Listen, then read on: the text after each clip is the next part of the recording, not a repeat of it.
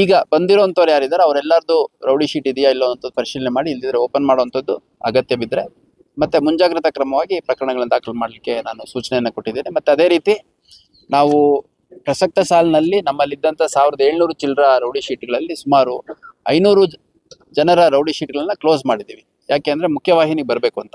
ಯಾಕಂದರೆ ಸಾಕಷ್ಟು ಜನ ಒಳ್ಳೆ ರೀತಿಯಲ್ಲಿ ತಮ್ಮ ಅಪರಾಧ ಪ್ರಕರಣಗಳನ್ನೆಲ್ಲ ಬಿಟ್ಟು ಕುಟುಂಬಸ್ಥರಾಗಿ ಸಮಾಜದಲ್ಲಿ ಯಾವುದೇ ರೀತಿ ಕಿರಿಕಿರಿ ಮಾಡ್ದಂಗೆ ಬದುಕ್ತಿರೋವಂಥವ್ರು, ವಯಸ್ಸಾಗಿರೋವಂಥವ್ರು, ಅನಾರೋಗ್ಯದಲ್ಲಿರೋವಂಥವ್ರು, ಕುಟುಂಬಸ್ಥ ಸಮೇತರಾಗಿ ಒಂದು ಒಳ್ಳೆ ಜೀವನ ಕಂಡುಕೊಂಡು ಉದ್ಯೋಗ ಮಾಡಿಕೊಂಡು ದುಡಿಮೆ ಮಾಡ್ಕೊಂಡಿರೋವಂಥವ್ರು ಅಂಥವರೆಲ್ಲ ರಿಪೀಟೆಡ್ ಆಗಿ ನಮ್ಮ ಹತ್ರ ಬಂದು ರಿಕ್ವೆಸ್ಟ್ ಮಾಡಿದ್ರು. ಅದರ ಹಿನ್ನೆಲೆಯಲ್ಲಿ ಸುಮಾರು 500ಕ್ಕೂ ಹೆಚ್ಚು ಜನರ ಮೇಲೆ ಇದ್ದಂಥ ರೌಡಿ ಶೀಟನ್ನು ಕ್ಲೋಸ್ ಮಾಡಿದ್ದೀವಿ.